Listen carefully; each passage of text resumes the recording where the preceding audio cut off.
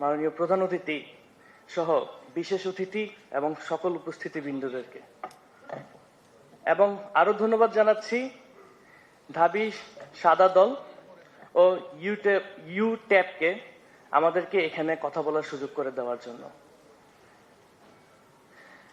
আমাদের সামনে বাংলাদেশের বিভিন্ন প্রান্ত থেকে, বিভিন্ন বিশ্ববিদ্যালয় থেকে শিক্ষকবৃন্দরা উপস্থিত হয়েছেন।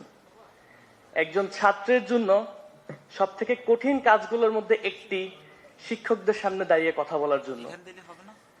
তাই আপনাদের কাছে আগেই দুঃখ প্রকাশ করে নিচ্ছি যদি আমার কথায় কোনো ভুল ভ্রান্তি থেকে থাকে। আমরা একটু আগে শহীদ ওয়াসিমের বাবার কথা শুনছিলাম, তিনি বলছিলেন শহীদদের আকাঙ্ক্ষা বাস্তবায়নের বিষয়ে। শহীদদের আকাঙ্ক্ষার কথা যদি আমি বলি, আমার মতে এটিকে 3টি লাইনে বিভক্ত করা যায়। প্রথম, ফ্যাসিবাদী রাষ্ট্র কাঠামোর পরিবর্তন। দ্বিতীয়, রাজনৈতিক সংস্কৃতি অর্থাৎ পলিটিক্যাল কালচারের পরিবর্তন। তৃতীয়, জুলাই গণঅভ্যুত্থানের গণহত্যার সুষ্ঠু বিচার সম্পন্ন করা। এটি আমার মতে যে এই 3টি লাইনে আমরা শহীদদের আকাঙ্ক্ষা এবং জুলাই আগস্ট গণঅভ্যুত্থানের আকাঙ্ক্ষাকে আমরা ব্যাখ্যা করতে পারি। আমার কাছে দুঃখ লাগে যখন আমি দেখতে পাই যে পার্লামেন্টে কোনো একজন তরুণ সদস্য দাঁড়িয়ে বলছে যে জেনজিরা অমুক জিনিস চায় না। আমার প্রশ্ন, কোন জাতীয় সম্মেলনে, কোন গণভোটের মাধ্যমে সেই তরুণ সদস্যকে জেনজিদের দায়িত্ব দেওয়া হয়েছে? এটি আমার সবার কাছে প্রশ্ন।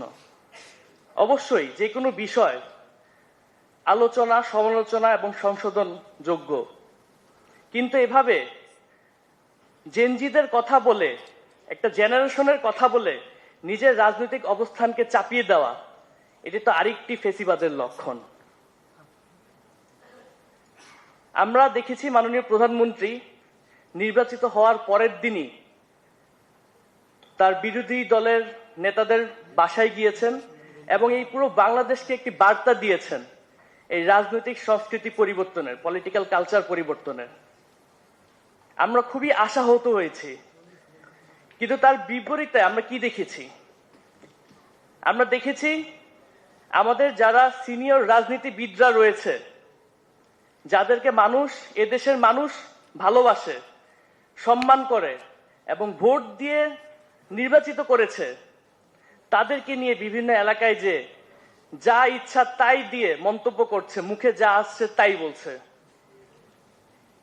এরকম রাজনৈতিক সংস্কৃতি তো আমরা ফ্যাসিস্ট সরকারের, ফ্যাসিস্ট প্রধানমন্ত্রীর মুখে দেখতে পারতাম। আমরা তো এরকম সংস্কৃতি চাইনি। এই যে শহীদদের আকাঙ্ক্ষা, গণঅভ্যুত্থানের আকাঙ্ক্ষা বাস্তবায়ন, এটা কি শুধুমাত্র সরকারি দল বা সরকারেরই দায়িত্ব? এই দায়িত্বটি আমার, আপনার, সরকারি দল, বিরোধী দল, এদেশের সকল জনগণের সম্মিলিত দায়িত্ব। তাই আমাদের এই বিষয়টি খেয়াল রাখতে হবে। শহীদরা কিন্তু আমাদেরকে উপর থেকে দেখছে। শহীদ আবু সাইদ, শহীদ মীর মুগ্ধ, শহীদ ওয়াসিম আকরাম, তারা কিন্তু আমাদেরকে উপর থেকে দেখছে। আমি সবসময় একটি কথা বলি যে দেশকে বদলাতে হলে প্রথমে নিজেকে বদলাতে হবে। আমরা যদি নিজেদেরকে বদলাতে না পারি, আমরা দেশকে বদলাতে পারবো না।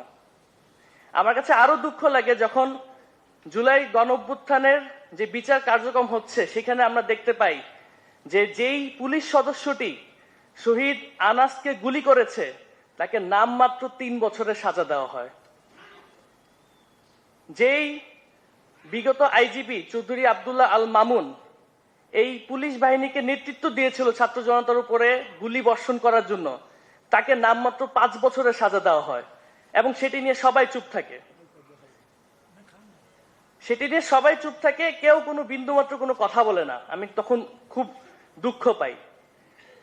তাই আমার সকলের কাছে অনুরোধ যে আমরা, আপনারা সবাই মিলে যাতে শহীদদের এবং জুলাই আগস্ট গণঅভ্যুত্থানের যে আকাঙ্ক্ষার বাংলাদেশ, সেই আকাঙ্ক্ষা গড়তে পারি, সেই লক্ষ্যে যাতে আমরা সম্মিলিতভাবে কাজ করে যাই। পরিশেষে একটি কথা বলেই শেষ করব, দেশকে বদলাতে হলে সবার আগে নিজেকে বদলাতে হবে। ধন্যবাদ সকলকে।